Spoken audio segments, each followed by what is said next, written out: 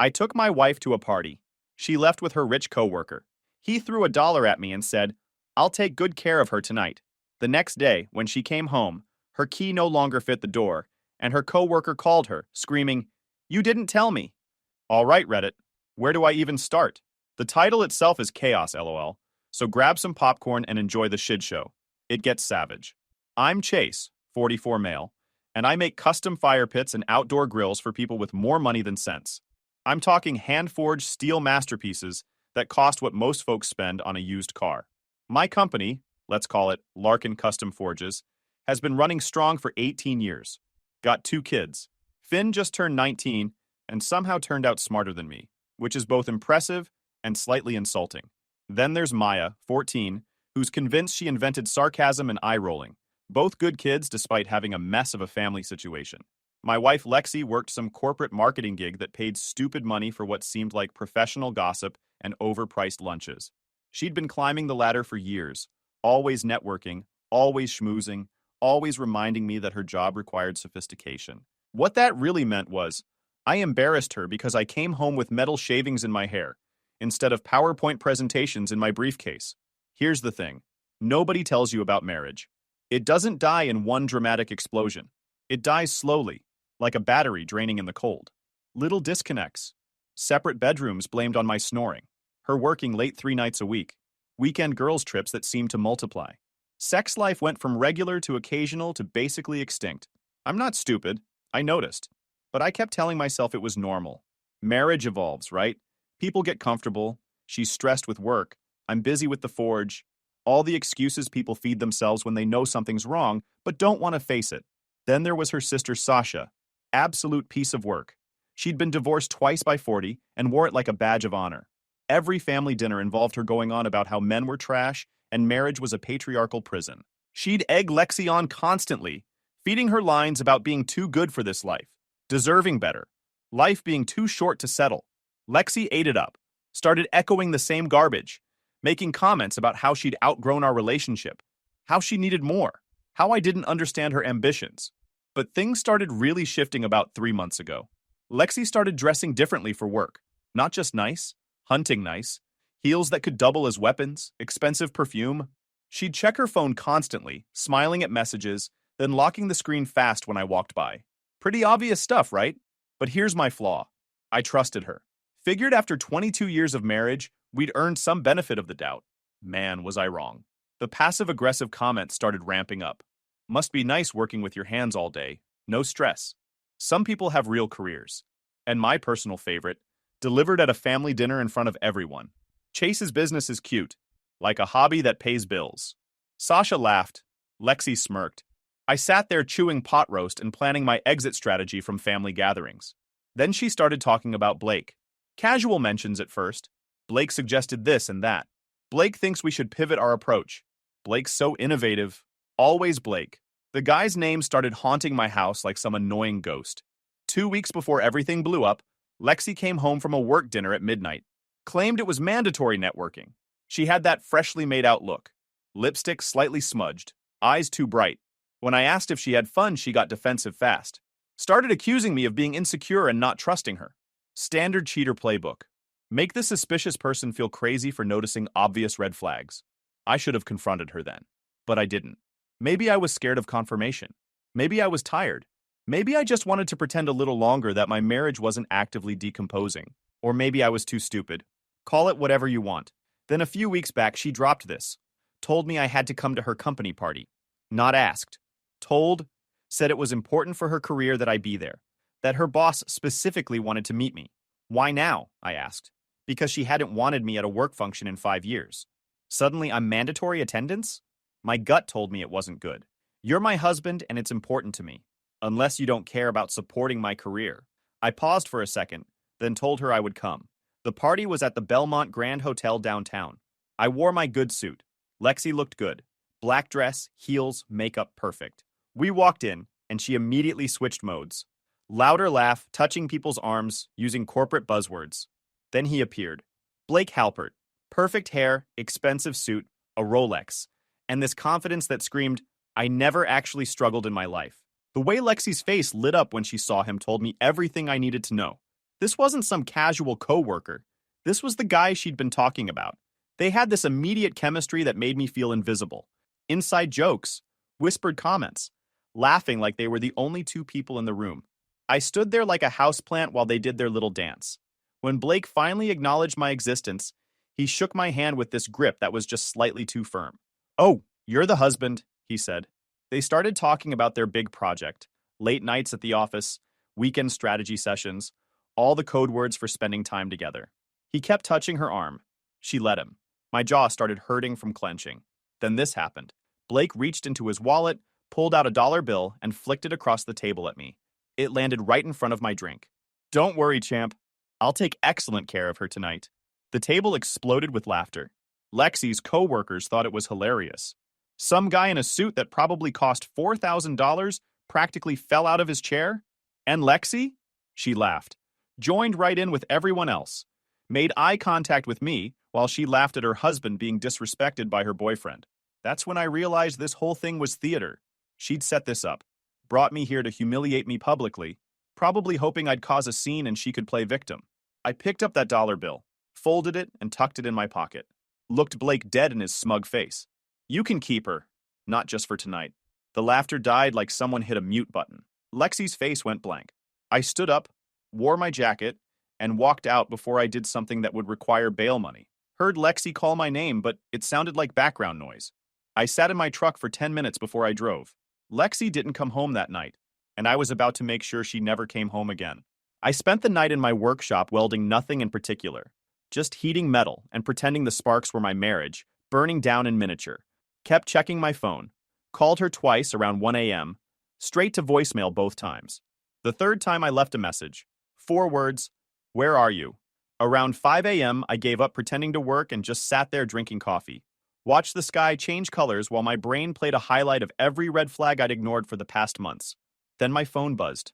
Bank notification. Lexi had used our joint credit card at the Belmont Grand Hotel. Room charge, $425. I took a screenshot. She rolled into the driveway around 6:30 a.m. Heard her BMW before I saw it.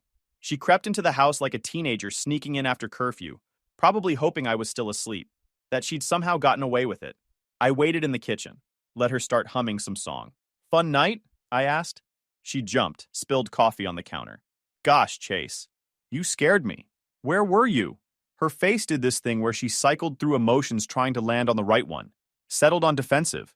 The party went late. A bunch of us went out after. I crashed on someone's couch instead of driving home. I'm a responsible adult. Whose couch? Does it matter? Yeah, actually. It matters a lot. She rolled her eyes. Full theatrical production. Blake offered his couch since he lives close to the hotel. It was late and I was tired. Nothing happened. Right. I pulled out my phone, showed her the hotel charge. That's a funny-looking couch. $425 for a couch nap seems steep. Her face went pale. That's not... The hotel has a lounge. We were networking in the lounge. The charge must be from drinks. $425 worth of drinks in a lounge that definitely charges those drinks to the bar? She went quiet, calculating, trying to figure out which lie would stick. That's when I saw it. Just visible above her collar. A hickey, bright purple against her pale skin. "You've got something on your neck." Her hand flew up to cover it, face cycling through surprise, panic, then landing on defiance. I must have burned myself with a curling iron yesterday. After all this, that's what she went with. The curling iron. She turned away, started making toast like nothing had happened. Started talking about dry cleaning and whether we should get Mexican or Italian for dinner next week. Just chatting away like our marriage wasn't actively bleeding out on the kitchen floor. That's when I made my decision. The locks were changing. Today. Before she could walk back through that door with another man's jacket and another garbage excuse. I was done being the decorative husband. Done pretending any of this was salvageable. But I wasn't just changing locks. I was about to discover exactly how deep this betrayal went. Sunday morning, I was up at 6 a.m. drinking coffee strong enough to fuel rockets. Headed straight to the hardware store. Bought 4 deadbolts. Grade 1 security rating. Also got new handles because if I was doing this, I was doing it right. My son, Finn, wandered out around 9 a.m. looking like death. "Dad, why are you changing all the locks?" "Security upgrade. Making sure only people who actually live here can get in." He watched me work for a minute. "Does Mom know about this security upgrade?" "She's about to find out." Oh, want help? We worked together on the last 2 doors. Didn't need to explain myself. He'd seen Lexi come home at dawn. Kid's not stupid. When we finished, I handed him a set of keys with strict instructions not to give them to his mother under any circumstances. He nodded once. Got it. Dad, Lexi left around 10 a.m. for hot yoga, or wherever she actually went, probably Blake's place for round 2. She tried making small talk about dinner plans. I responded with the enthusiasm of a parking meter. 6:30 p.m. she pulled into the driveway. I was sitting in the living room with a book I wasn't actually reading.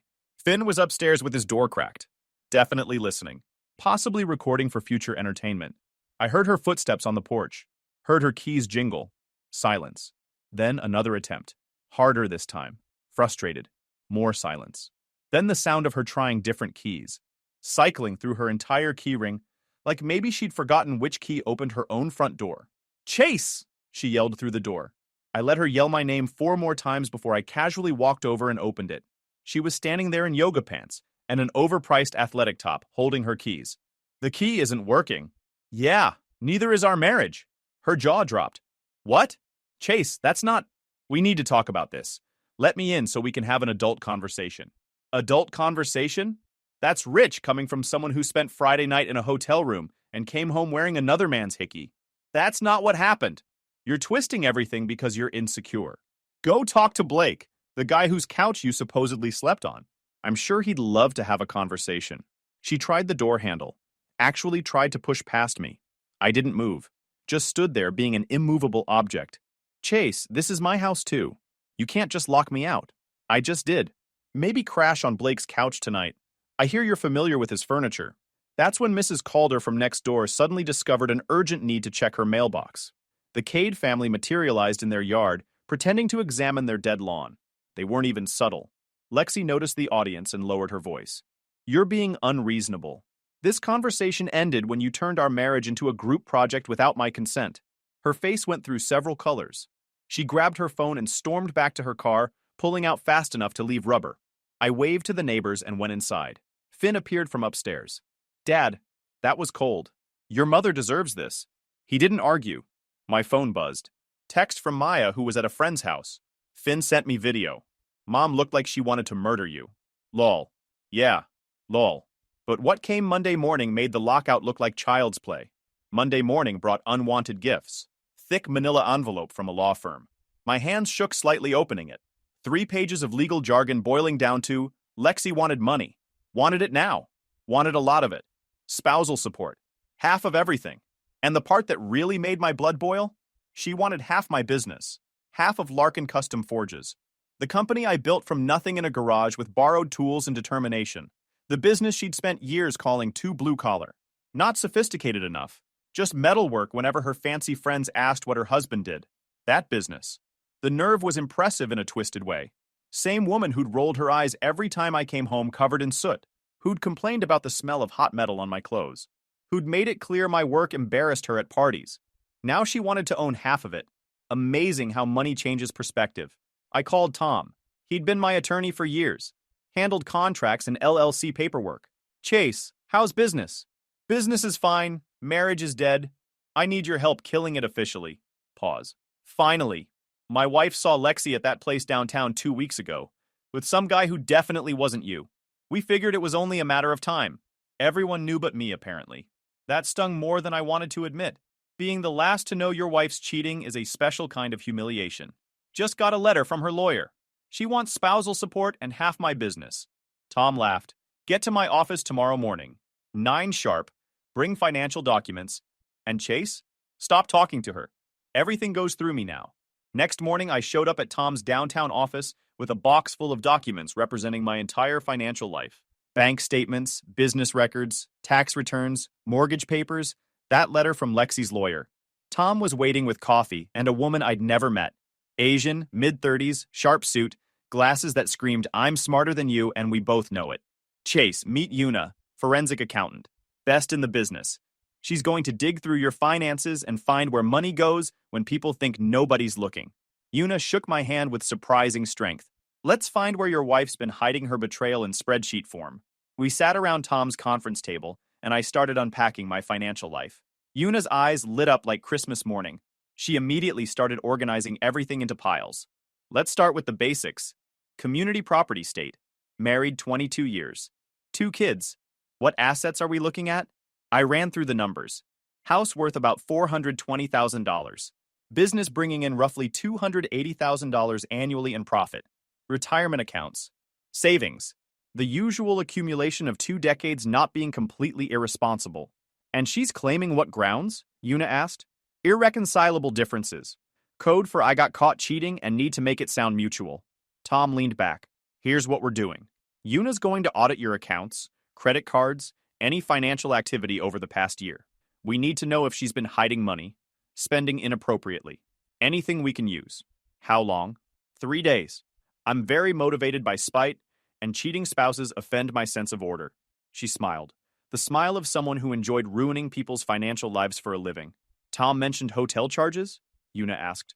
I know she's been staying there. Got the credit card charge from Friday. $425 at the Belmont Grand. Yuna's fingers flew across her laptop. What card? Joint Amex. The one linked to my business account for legitimate expenses. Her eyes narrowed. Your business account. She's been using business funds for personal expenses. This is going to be good. I gave her login credentials and watched her disappear into spreadsheet heaven. After 30 minutes of clicking and muttering about expense categories, she looked up with the expression of someone who'd found buried treasure. Chase, when was the last time you actually reviewed your business credit card statements? I look at totals monthly. Make sure nothing's wildly off. Why? Because your wife has been very busy with your money. She turned her laptop around. In the past 6 months, she's charged over $38,000 to your business account. Hotels, restaurants, spa days, shopping. There's a charge here for $550 at some lingerie boutique. That a legitimate business expense for making fire pits? My stomach dropped. $38,000? The Belmont Grand appears 12 times in 4 months. Always Friday or Saturday nights. Charges ranging from $380 to $625. That's not business travel. That's an affair headquarters. She scrolled more. Each charge a punch to the gut. Fancy steakhouses. Wine shops. A spa resort in Gatlinburg. Room service charges that would feed a family for a week. My money. Funding her affair. Every romantic dinner. Every hotel room. I'd been bankrolling my own humiliation without even knowing it. Can we use this? Oh, we're absolutely using this. Misuse of business funds. Pattern of deception. This destroys her claim for spousal support. You can't claim you need money while spending $38,000 on hotel rooms and steak dinners. Yuna kept typing. Look at this. Regular transfers from your joint account to another account. $1,800 here, $1,400 there, $2,800 last month. Always the same place. She pulled up details. Account holder listed as BH Ventures LLC. BH? I repeated. Blake Halpert. She's been funding her boyfriend with our money. Pause. What? BH Ventures registered 6 months ago. Principal owner Blake Halpert. Business purpose listed as marketing consulting. This is clearly a pass-through for personal income. We sat there processing. Lexi hadn't just cheated. She'd been looting our finances to fund her affair. She hadn't just disrespected me. She'd robbed me. Stolen from the business I'd built with my own hands to fund her affair with some pretty boy who probably couldn't change his own oil. But wait till you hear this bomb. This absolute mindfuck. Tom looked at me. Chase, I need to ask. This is Blake Halpert. Where does he work? Some tech company. Outdoor products. Tom's grin got wider. What's your business called again? Larkin Custom Forges. But I also own a subsidiary. Ironworks Outdoor Design. Bought them out 5 years ago. Different market than my custom work. What's the structure? Ironworks operates independently but under my ownership. Why? He started laughing. Full throw your head back laughing. Yuna, pull up the corporate registration for Ironworks Outdoor Design. She typed. Clicked. Her jaw dropped. Parent company Larkin Custom Forges. Owner Chase Larkin. Employee roster, I said, voice coming out strangled. Yuna navigated to my business accounting software. There it was in black and white. Blake Halpert. Marketing director. Ironworks Outdoor Design. Salary $88,000 annually. Reports to me. The guy who threw a dollar bill at his boss. The guy sleeping with my wife using my money. That guy cashed a paycheck with my signature every 2 weeks. My laughter could have registered on seismic scales. This was beautiful. This was so spectacularly, perfectly beautiful. The universe had handed me a gift wrapped in irony and tied with karma. Tom was already pulling files. We're not just winning this divorce. We're making legal history, and I was about to make Blake's life a living nightmare. The hearing day arrived like a root canal appointment. I wore my suit, specifically purchased for legal proceedings, because apparently I needed wardrobe categories for when your wife tries robbing you in front of a judge. Tom met me at courthouse steps looking sharp. Remember, stay calm. Answer directly. Don't volunteer information. And for God's sake, don't let them bait you into losing your temper. I'm calm. And I was. The courtroom was smaller than expected, more like a conference room with wood paneling and delusions of grandeur. Judge Lucy Brennan presided. Mid-60s, steel gray hair, sharp expression. Lexi sat on the other side with her lawyer Peter Carver. She wore a conservative navy dress, screaming responsible wife who was wronged. Makeup done to look tired but brave. She wouldn't look at me. Carver started strong. Painted Lexi as the devoted wife who'd sacrificed career ambitions to support my business. Who'd endured years of emotional neglect while I focused on work. Claimed I was vindictive and controlling. That I'd publicly humiliated her by changing locks. Mr. Larkin refuses to communicate. He shut my client out of her own home, denied access to marital funds. Judge Brennan looked at me over her glasses. Mr. Larkin, would you like to respond? Your Honor, I'd like to address the public humiliation claim. My wife humiliated herself when she spent the night in a hotel with another man and came home wearing his hickey. I didn't humiliate her publicly. She managed that herself. I just refused to pretend everything was fine. Someone in the gallery snorted. Finn had insisted on coming. As for the locks, I changed them after discovering my wife had spent our money on hotel rooms for her affair. That's not vindictive. That's self-preservation. Your Honor, that's a complete mischaracterization, Carver started. But Tom stood up with his folder of doom. If it pleases the court, we have documentation that directly contradicts Mr. Carver's narrative. Judge Brennan nodded. Tom walked forward with printed statements, receipts, hotel invoices, transfer records, laid them out like evidence at a crime scene. The judge started reading, and I watched her expression shift from neutral to skeptical to real annoyed. Mrs. Larkin, can you explain why you charged $38,000 to your husband's business account over 6 months, including multiple hotel stays, expensive dinners, and transfers to an LLC owned by Mr. Blake Halpert? Lexi opened her mouth, looked at her lawyer in panic. Your Honor, those were legitimate business expenses, Carver tried. The Belmont Grand Hotel 12 times in 4 months? The judge's eyebrow climbed. That's an interesting business model, counselor. Silence. Then Judge Brennan asked the question that made everything worth it. Mrs. Larkin, were you aware that Mr. Blake Halpert was employed by a company owned by your husband? More silence. Lexi stared at anywhere except the judge or me. I'll take that as a yes. Or at least you should have known, given you were having an affair with him and using marital funds to support that affair. What followed was the most beautiful 20 minutes of my life. Judge Brennan awarded me the house. Full ownership. No buyout required. She awarded me the business. Both divisions. Free and clear. She awarded me primary custody, with Lexi getting standard visitation. She ordered Lexi to repay the $65,000 plus legal fees plus court costs. As for assets Mrs. Larkin will retain, she'll keep her personal belongings, her yoga equipment, and a 2009 Honda Civic that Mr. Larkin indicates was scheduled for donation. Finn's laughter echoed through the courtroom. Lexi looked like she'd been hit with a legal textbook. Face pale, tears running, makeup ruined. She looked like a raccoon having a meltdown. We walked out. Tom clapped me on the back, talking about settlement paperwork. Finn gave me a fist bump. Dad, that was better than any movie. Yeah, I can tell you enjoyed the show a little too much. My phone buzzed. Text from Maya. Finn sent me updates. This is the greatest day of my life. Yeah, it really was. But I still had one more piece of business to handle. Tuesday morning, I arrived at Ironworks Outdoor Design at 7 a.m. My assistant Monica had been with me 11 years and had developed a sixth sense for when I needed something done quietly. Morning, boss. You've got that look. What look? The look that says someone's about to have a bad day. Need you to schedule a mandatory meeting. All division heads. 10 o'clock sharp. Conference room. Monica's eyes narrowed. All division heads means Blake Halpert.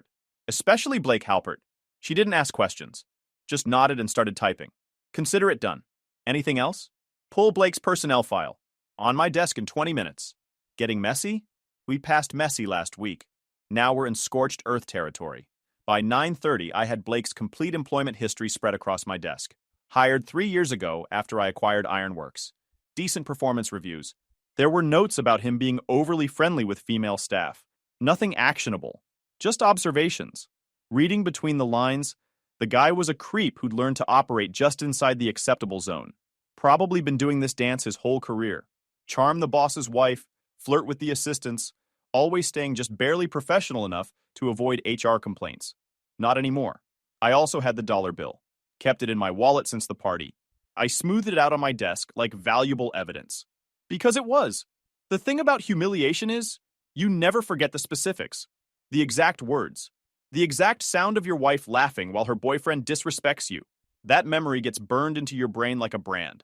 At 9:45, I walked into the conference room and positioned myself at the head of the table and waited.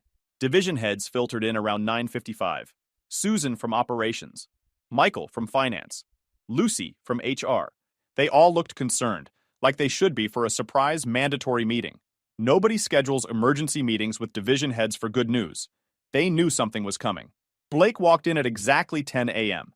Expensive suit, perfect hair, leather portfolio that probably cost stupid money. He looked confident, comfortable. Then he saw me sitting at the head of the table, and his face drained faster than cheap coffee. All that artificial color just vanished. His eyes went wide. His mouth opened. I watched his brain try calculating what was happening. Watched him realize that the guy he'd disrespected was sitting in the boss's chair. That the metal worker he'd thrown money at actually owned the place. Beautiful moment, really. Morning, everyone. Thanks for making time. Please sit. Everyone sat. Blake remained standing too long before finally lowering himself into a chair. His hands were shaking. Morning, Blake. I heard you had an interesting Friday night. How's Lexi doing? The room went dead silent. He opened his mouth, closed it. Tried again. Mr. Larkin, I'm not sure what you're... Oh, I think you know exactly what I'm referring to. I pulled out the dollar bill, unfolded it slowly, slid it across the table toward him. The company party at the Belmont Grand, the one where you were very generous with your financial offerings. It spun on the polished wood before stopping in front of his portfolio. I think this belongs to you. He stared at that dollar bill like it was a live grenade. I don't... Let me help. That's the dollar bill you threw at me, your boss, the owner of this entire operation, while making jokes about taking care of my wife. Remember now? Lucy gasped. Susan covered her mouth. Mr. Larkin, I can explain. Please don't. I've heard enough explanations. Lucy, grab Blake's personnel file. Lucy practically ran out. The rest of us sat in uncomfortable silence while Blake sweated through his expensive suit. I could see the panic on his face. Watched him cycle through scenarios trying to find an exit strategy. There wasn't one. You know what's funny, Blake? I actually liked you when we acquired this division. Thought you had potential. Good credentials, decent ideas. I had no idea you were the kind of guy who'd disrespect his boss and sleep with his wife. That's poor judgment. I didn't know. She never said, I thought you were just what? Some guy you could throw $1 at? He didn't answer. Lucy returned with the file, handed it over, sat down quickly. Her hand was shaking too. Everyone in this room knew they were witnessing a professional execution. I opened it, flipped through pages. Says here employees are expected to maintain professional conduct both during and outside work hours. Would you say throwing money at your boss and sleeping with his wife qualifies as professional conduct? It was just a joke. Here's what's happening. You're fired. Effective immediately. Conduct unbecoming. Clean out your desk within the hour, escorted by security. Final paycheck will be mailed. Benefits end today. And if you even think about wrongful termination, my lawyers will be delighted to discuss your relationship with my wife in open court with discovery and depositions. His face cycled through colors. Wait! You can't do this. I absolutely can. Lucy, call security. Already texted them. They're outside. Security arrived. 2 guys who looked intimidating but were actually gentle giants. They escorted Blake out while he sputtered protests nobody cared about. The walk of shame through the office was magnificent. Everyone watching, everyone knowing. His reputation destroyed in the time it took to cross a hallway. The meeting ended with everyone looking shell-shocked. I went back to my office, had another coffee, and waited. The voicemail came 3 hours later. Lexi's voice high-pitched and panicked. Blake just showed up screaming that he got fired because of me. What happened? Music to my ears. The real satisfaction? It came 6 months later, when karma came in the shape of a dying Civic. Let me start with the updates first. Life settled into something resembling actual living, instead of just surviving. Spring hit Tennessee with flowers blooming, and temperatures perfect for sitting on my porch, while meat smoked low and slow. Lexi was working at some smaller marketing agency, making half what she used to. According to Finn, who still talked to her occasionally, she was finding herself, which is what middle-aged people say when they've demolished their lives. She'd moved into a one-bedroom apartment, advertising luxury living, but really just meaning they had a gym nobody used. Blake had fled to Florida. Business gossip said he was selling boats at some marina. Rumor had it his new boss knew the whole story through mutual connections. I didn't confirm or deny this. Some things are better left to karma. My business was thriving. The loyalty series had become our flagship product with a waiting list stretching into next year. Each piece came with custom engraving. Don't get burned. Word traveled fast in our circles. Turned out being known as the guy who handled his divorce with dignity and fire was excellent for business. I'd hired 3 new fabricators and expanded the workshop. My order backlog went from 2 months to 7 months. Business had literally tripled. Then one Tuesday evening in May, my doorbell rang. Finn was at college. Maya was at a friend's house. Just me and a documentary about volcanoes. I opened the door. Lexi stood there looking like she'd been through a wood chipper. Hair unwashed, eyes red, wearing sweatpants I recognized from 5 years ago. The Civic idling in the driveway, making sounds that suggested its imminent death. Chase, can we talk? I leaned against the doorframe. We can talk. Out here. The thing about desperation is it announces itself before it even speaks. Lexi was broadcasting it from 3 feet away. She started with the apology tour. How she'd been confused. How Sasha had influenced her. How Blake made her feel wanted. All the greatest hits from the cheater's playbook. I let her rant. She mentioned therapy. Working on herself. Realizing what she had. What she threw away. Her voice got softer. This was the part where she expected me to feel something. Blake dumped you, didn't he? The way her face collapsed told me everything. That was a yes. She started backpedaling, saying that wasn't the point, that she genuinely wanted to make amends, to explore if we could find our way back to each other.